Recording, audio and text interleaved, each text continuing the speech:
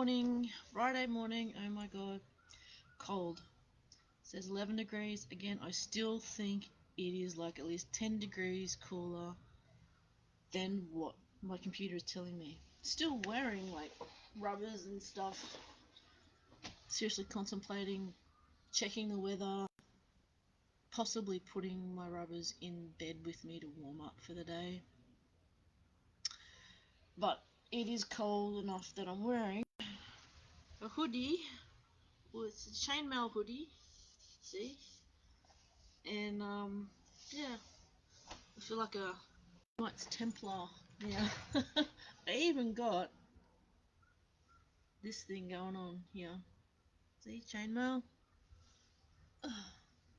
Excuse the hair being all riotous. I had to wash it last night, so it's a bit curly and out of the way, or in the way. Anyway, so I came across someone who's talking about their dynamics, but a phrase came out which I hear quite a bit, is that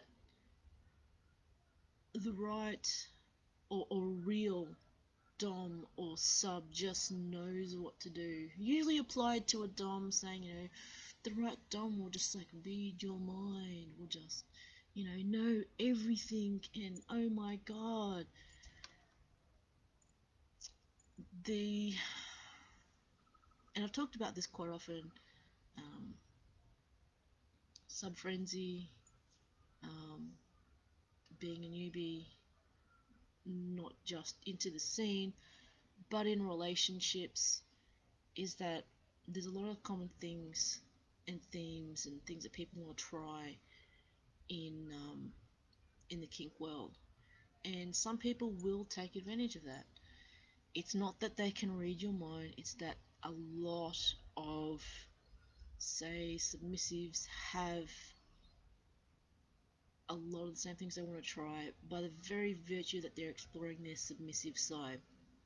And what I mean by that is that a lot of submissives will want to try, letting go, having someone tell them what to do, somewhat like a bit of humiliation, someone being, in control of them.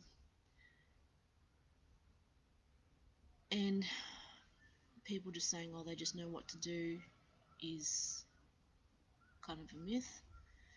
They know what to do in terms of the generic things, just like everyone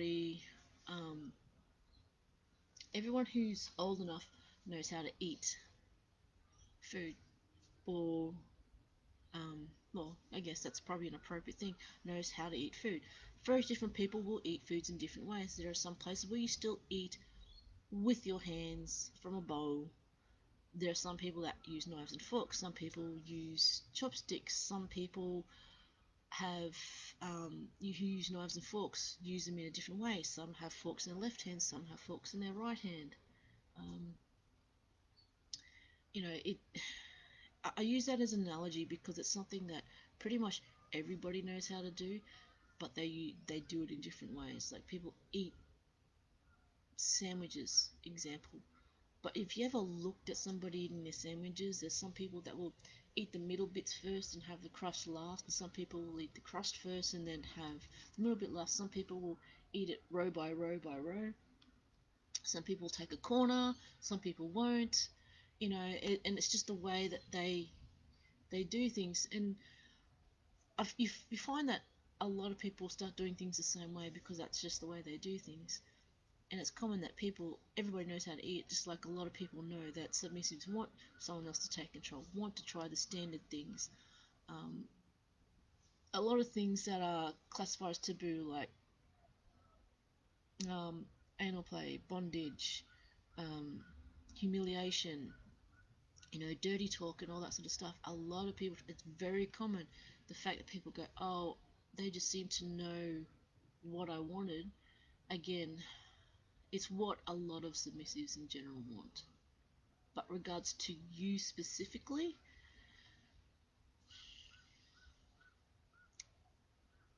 how well have you known these people that you say, oh, they seem to know everything? What have you told them?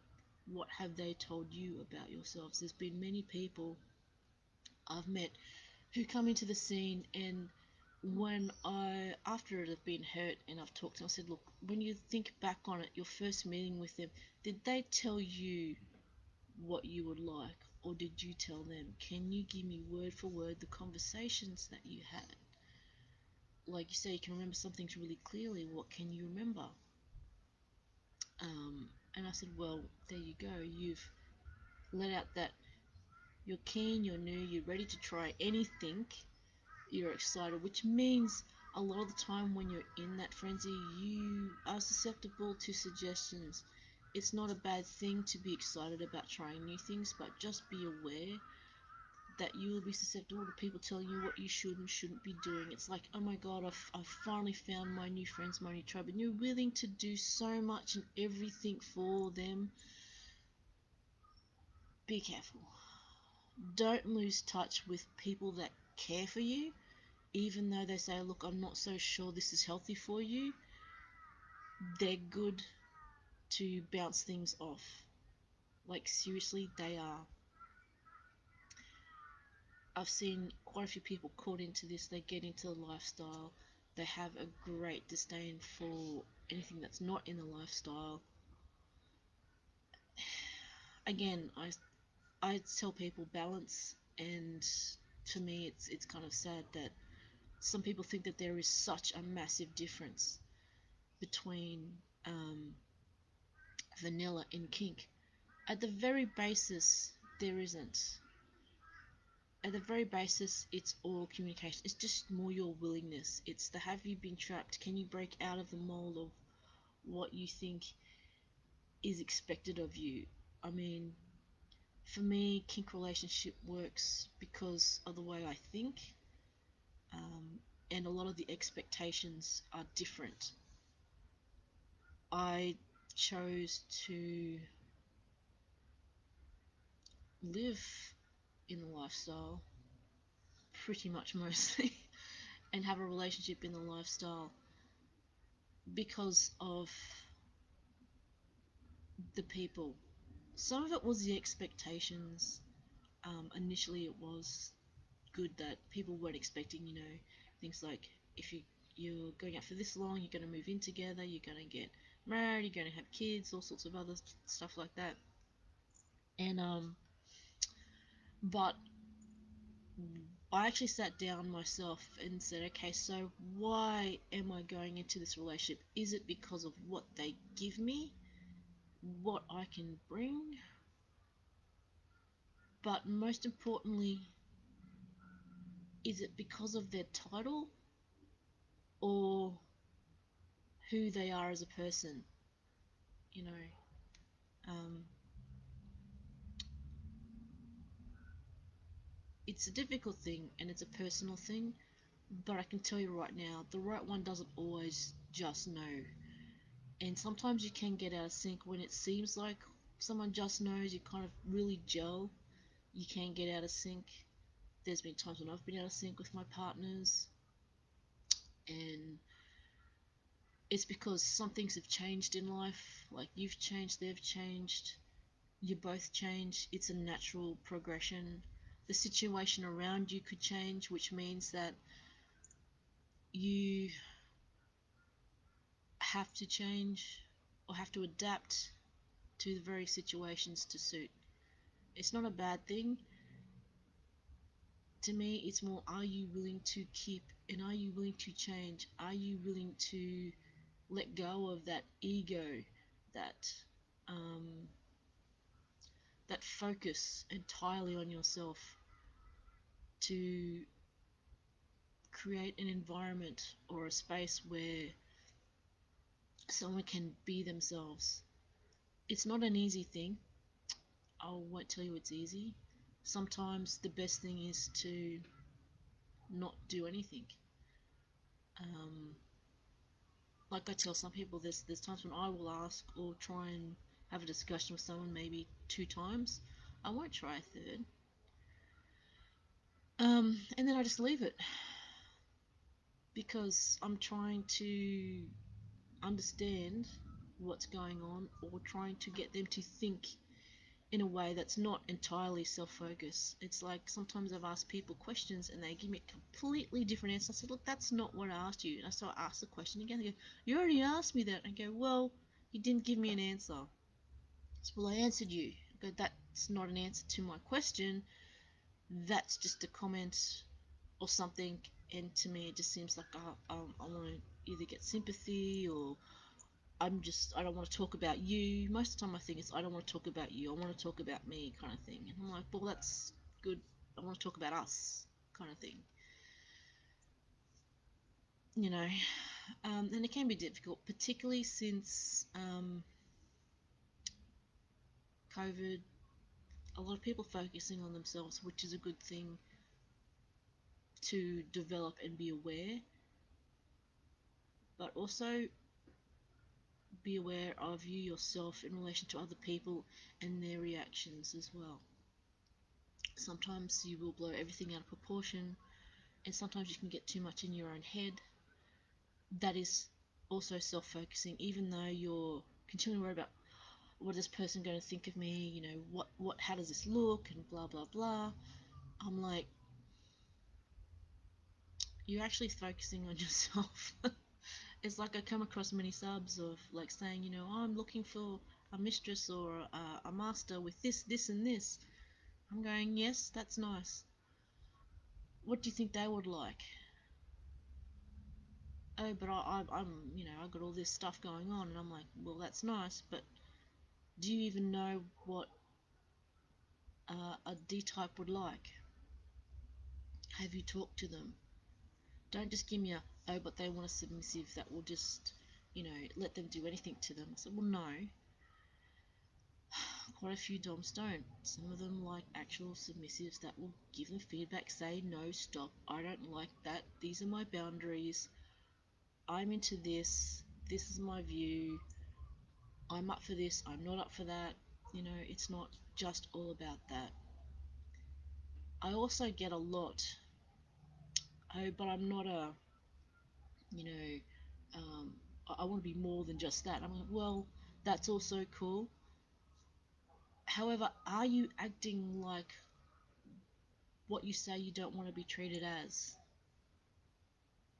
I wonder about that a lot, because I've had a lot of people say, well, I'm not a this, I'm not a that, I'm not a doormat, I'm not a, you know, whatever. I said, yes, but you're acting like it.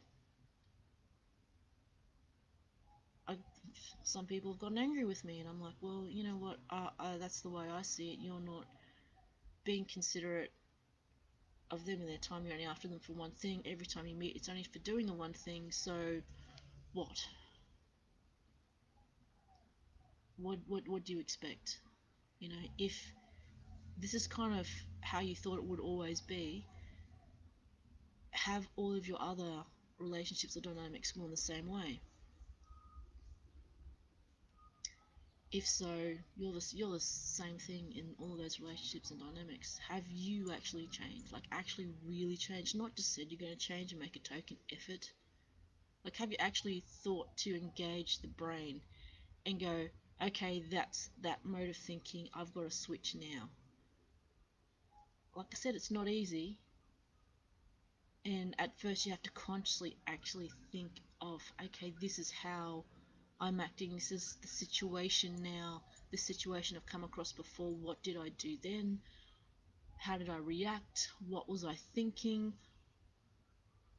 what can I do now. And eventually it becomes less of a conscious effort, um, but you know, I guess it depends on how determined you are to really make a change and embrace it and get uncomfortable with things. You know, there's many people I know who don't like confrontation. I'm like, well, if you don't like confrontation, then you're not going to change, you're not going to develop, you're not going to see a lot of new things in life, because confrontation um, needs to happen if you actually want to change. Because you're going to have to confront yourself, your fears, you know, if you want to do something different, or do you want to keep going on the same merry-go-round? I don't know, maybe people like the merry-go-round and that's where they want to stay. Anyway, it's Friday. I'll sign off now, and I think you should have a think about that, particularly for like not just the new people into the scene, but for people getting into new dynamics.